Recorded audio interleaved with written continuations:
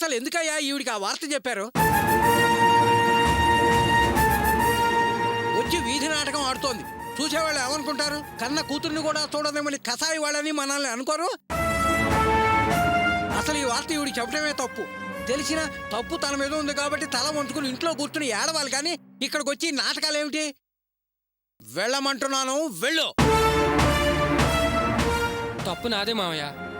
Hospital బయట ఫోన్లో నేను వేరే వాళ్ళతో మాట్లాడుతుంటే ఈమె వచ్చి నన్ను పలకరించింది. నాకు చూడగానే కోపం వచ్చింది. ఆ కోపంలో నేను ఈమెతో అనవసరంగా నోరు జారాను.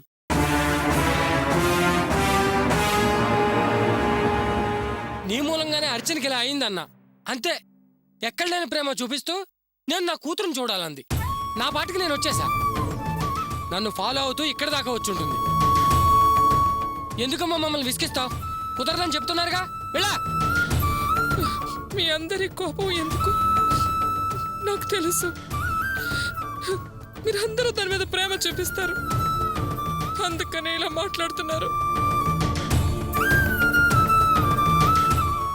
నేను దానికి ద్రోహం చేసిన దాన్నని నేనంటే మీ అందరికీ కోపమే. చూడండి, మీరు ఏమన్నా సరే, ఎన్నన్నా సరే, నన్ను తిట్టినా కొట్టినా నేను నా కూతుర్ని చూడాల్సిందే.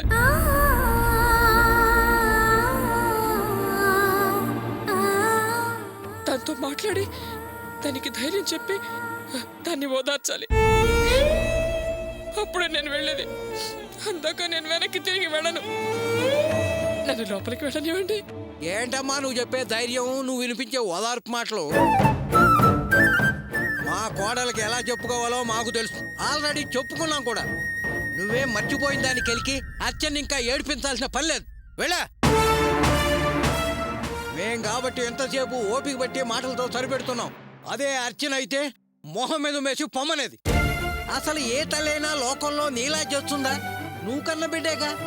నీ బిడ్డ మీదే నువ్వు ఇంత బలపక్షం చూపిస్తే ఎలా? నీ రెండో కూతురికి కాస్త డబ్బున్న సంబంధం దొరకగానే ఈ పెద్ద కూతురుతో సంబంధం తెంచేసుకుని హాల్లోంచి వెళ్ళిపోమంటావా? అంత డబ్బు కావాలనుకున్న దానివి మళ్ళీ బిడ్డ కావాలంటూ ఇక్కడికి ఎందుకు వచ్చావమ్మా? వెళ్ళవతలగా. చెప్పానుగా, ఎన్నన్నా నేను ఇక్కడి నుంచి వెళ్ళను అని. నా పాపానికి శిక్ష అనుభవిస్తున్నాను అనుకుంటారు. బాధపడను. నా కూతుర్ని చూసి ఒక్కసారి మాట్లాడటానికి వెళ్ళనివ్వమని చెప్పండి అల్లుడు గారు. శంఖంతో పోస్తే గాని తీర్థం కానట్లు నువ్వు చెప్తే గాని ఆవిడ వినట్లేదురా. వెళ్ళమనరా. ఇక్కడి నుంచి వెళ్ళిపోమని నువ్వు గట్టిగా చెప్పు. నాన్నా, నేను అలా మాట్లాడలేను. మాట్లాడి ఆవిడ్ని ఇక్కడి నుంచి వెళ్ళిపోమని చెప్పలేను.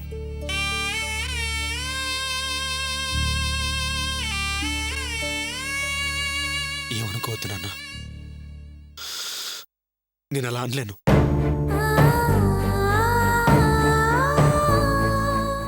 ఏంట్రా నువ్వు అనేది? మండపంలో అందరి ముందు నీ మంచి మర్యాద చూడకుండా నిన్ను నీ భార్యను ఎలా అవమానించి పంపిందో అప్పుడే మర్చిపోయావా? ఈవిడ చేసిన పనికి కోడలు ఎంత బాధపడిందో మర్చిపోయావుట్రా.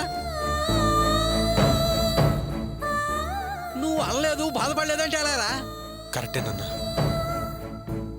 నువ్వు చెప్పింది కరెక్టే. కానీ పగలు ప్రతీకారాలు తీర్చుకోవడానికి ఇది టైం కాదు. ఆవిడ్ని ఎలాగైనా మాట్లాడి ఎలాగైనా ప్రవర్తించని. నేను పెద్దనాన్న పెంపకంలో పెరిగాను నాన్న. నేను అలా చేయలేను. ఆవిడ అర్చన్ని చూడాలా వద్దా అని నిర్ణయించుకోవాల్సింది నువ్వో నేనో కాదు నాన్న, అర్చన.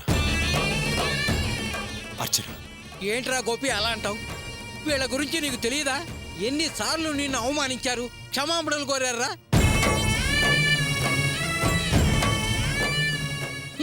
ఎంతకాలం రా వీళ్ళ నటాలని నమ్మటం? ఈ డ్రామాలన్నీ జనం వీళ్ళని మంచివాళ్ళు అనుకోవటానికేరా.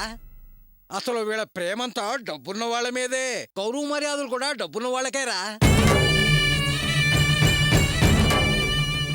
వాటి కోసం ప్రేమను చంపేస్తారు, అభిమానం ఉన్నాళ్ళని అవమానిస్తారు. తర్వాత మళ్ళీ మామూలే క్షమించమని అడగటం. వీళ్ళు ఆత్మాభిమానం లేని మనుషులరా. వీళ్ళనంటానికి ఎందుకురా వెనకడతావు? చూసారా అల్లుడు గారు, మీ నాన్నగారు ఎలా మాట్లాడుతున్నారు?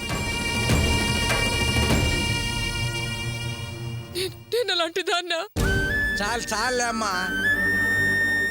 అలాంటిదన్నా అల్లుడు గారు అని అమాయకంగా దీర్ఘాలు తీస్తున్నావు. నాకు నీ దీర్ఘాలు అమాయకుడు వాడు నమ్మాలే గాని నేను మాత్రం చచ్చినా నమ్మను. నీ పుట్టు పూర్వత్వాలు తెలిసిన వాణ్ణి. వాళ్ళను బట్టి పారే నీరు లాంటిదాని నువ్వు. నేను తాగుబోతును కావచ్చు కానీ ఎవరేంటో తెలుసుకోలేనంత దద్దమ్మను మాత్రం కాదు. పెళ్ళయిన దగ్గర నుంచి మీరు మమ్మల్ని ఎన్ని అవమానాలు పరిచినా అన్నీ భరించింది ఎందుకో తెలుసా? ఏదో చిన్న అబద్ధం ఆడి పొరపాటు చేశాం. తలంచాం, ఎన్ని తలంపులు వచ్చినా తలకాయ దించుకున్నాం. నిజంగా మీరు ఆశపడటం కరెక్టే. మీ ఆశ నిరాశపరిచింది మేమే. మీ ప్రశ్నలకి సమాధానం చెప్పలేక మౌనంగా ఉండి అవమానాలు భరించాం.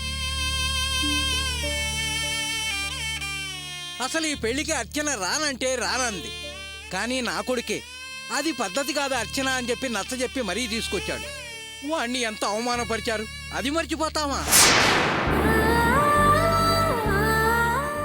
మర్చిపోయి మిమ్మల్ని ఎలా రాణిస్తాం, ఎలా మాట్లాడిస్తాం? చూడు, నా కోపం వచ్చి నోరు జారకముందే ఇక్కడి నుంచి వెళ్ళిపోవటం మంచిది. లేకపోతే ఏంటంటే లేకపోతే వెళ్ళకపోతే అంటారు? నేను చూడాల్సిందే, మాట్లాడాల్సిందే అని అంటున్నాను కదా. లోపలున్నది ఎవరండి? నా కన్న కూతురు. నాకు దాంతో 1000 గొడవలుంటాయి, 1,00,000 మాటలుంటాయి. మళ్ళీ కలుస్తాం. మాది తల్లి కూతుళ్ళ బంధం అండి. దాన్ని చూడొద్దు, మాట్లాడొద్దు అని అనడానికి మీరెవరు?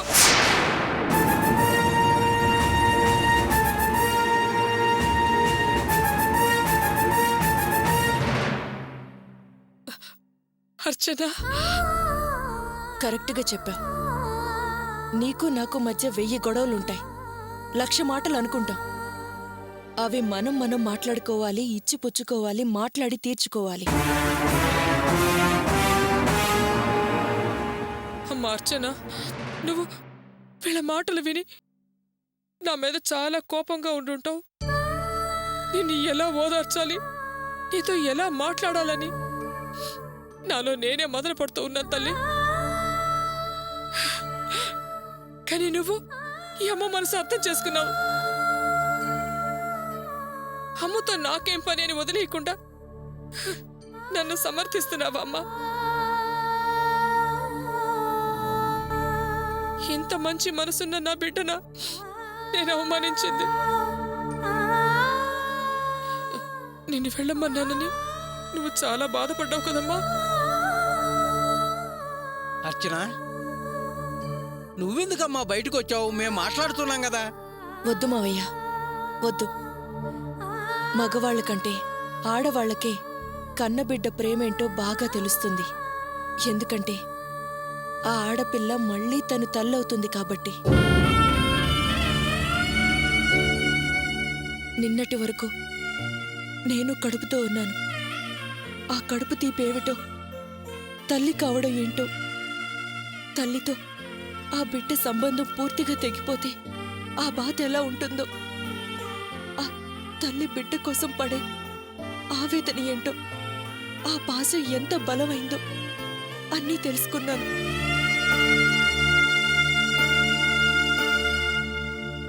చాలా మంది ఆడపిల్లలు తన తల్లి మీద ప్రేమ పెంచుకుంటారు. తను తల్లయ్యాక తన తల్లి మీద ఇంకా ప్రేమ పెంచుకుంటారు. కారణం ఆ తల్లి ప్రేమ, ఆప్యాయత తన అనుభవంలోకి వస్తాయి కాబట్టి.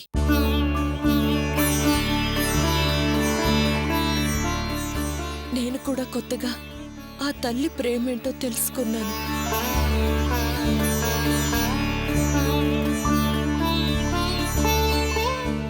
నేను పూర్తిగా అమ్మని కాలేకపోయినా, కడుపు నిలవకపోయినా ఓ కొత్త అనుభూతి నేను కడుపుతో ఉన్నప్పుడు అనుభవించాను.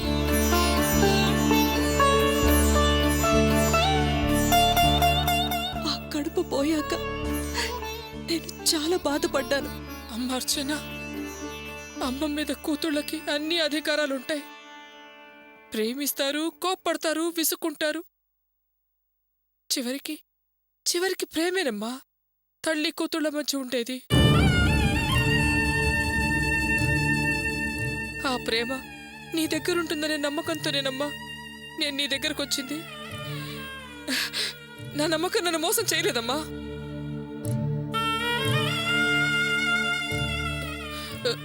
వీళ్ళందరి ముందు అమ్మని కాదంటావేమో అనుకున్నాను. అవమానం చేశానని అవతలికి వెళ్ళమంటావేమో అనుకున్నా. చీ అంటావు అనుకున్నాను. కానీ తల్లి ప్రేమ అంటే ఏమిటో అర్థమయ్యేట్టు చేసావమ్మా. తల్లి ప్రేమేంటో నేను బాగా అర్థం చేసుకున్నాను. కాని కూతురు మనసేంటో నువ్వు అర్థం చేసుకున్నావా? అర్చన,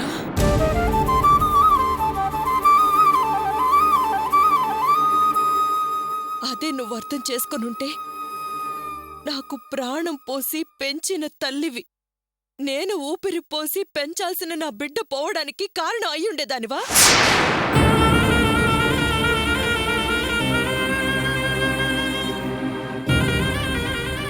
ఇంత అన్యాయం ఈ ప్రపంచంలో ఏ తల్లైనా తన కూతురికి చేసిందా? అర్చన, ఏ తల్లైనా తన కన్న కూతురు తల్లవబోతుందని తెలిస్తే చెప్పలేనంత ఆనందంతో తనని కళ్ళల్లో పెట్టుకుని చూస్తుంది. కాని నువ్వు కన్నీళ్లు పెట్టించి పంపించావు.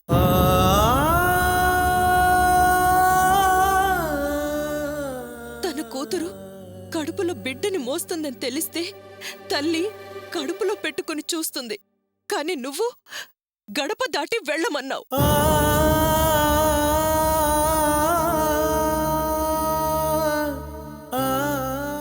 ఆప్యాయంగా అపురూపంగా పువ్వుల్లో పెట్టుకు చూస్తారు. కాని నువ్వు అవమానించి అవతలికి పంపించావు.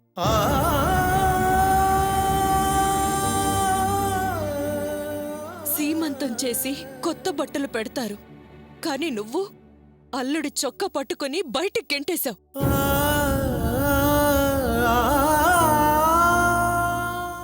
అల్లుడి కాళ్ళని కడిగి ఆ నీళ్ళని నెత్తిని చల్లుకుంటారు. కాని నువ్వు ఆ అల్లుడు నీ ఇంట్లో అడుగు పెడితే నరికి పారేస్తానని తిట్టావు.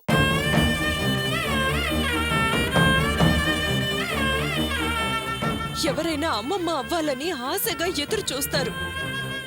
ఎవరు కడుపులో ఉన్న పిండాన్ని చిదిమి పారేయరు.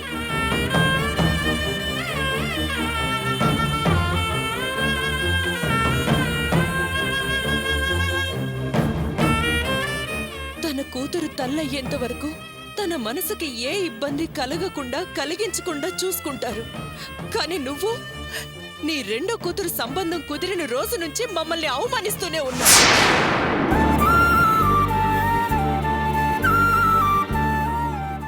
బంధువులు, స్నేహితులు, పెళ్లివారు అందరి ముందు ఆ కళ్యాణ మండపంలో నా భర్తని కొడుతుంటే ఎవరైనా ముందుకొచ్చి ఆపారా? అడ్డుపడ్డారా? లేదు. అందరూ నిలబడి వేడుక చూశారు.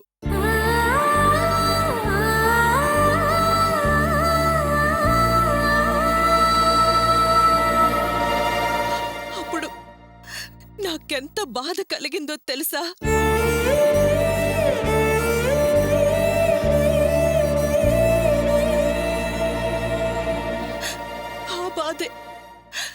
ఆ బాధే నా నుంచి నా బిడ్డని దూరం చేసింది. అయ్యో అర్చన, నా ఏడుపు ఆ బిడ్డకి ఎక్కిళ్ళు తెప్పించాయి. అది వెళ్ళిపోయింది.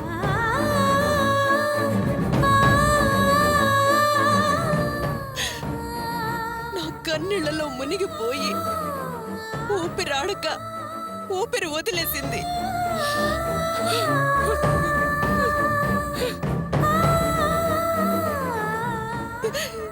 ఇప్పుడు నాకు మిగిలింది ఈ బాధ ఒక్కటే.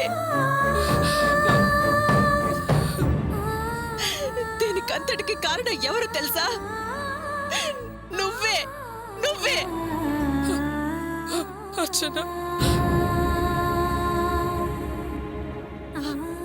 నాకు ఇంత అన్యాయం చేసి ఏ ముఖం పెట్టుకుని నన్ను చూడ్డానికి వచ్చావు?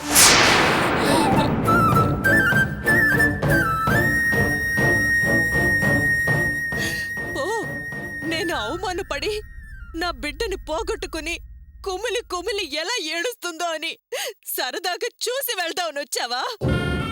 అయ్యయ్యో అర్చన, నన్ను అర్థం చేసుకో. వద్దు. ఇంకేం మాట్లాడొద్దు. నేను నిజంగా నీ కూతుర్నైతే ఇంకెప్పుడు వెతుక్కుంటూ నా దగ్గరికి రావద్దు.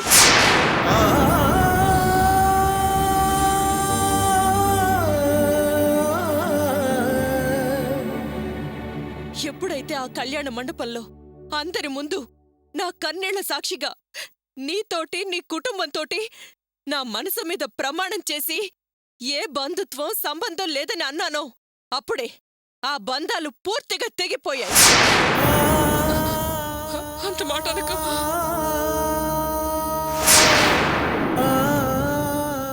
ఇంకెప్పుడు ప్రేమ అంటూ నా దగ్గరికి రావద్దు. నేను చచ్చినా నువ్వు రావద్దు, నువ్వు చచ్చినా నేను రాను.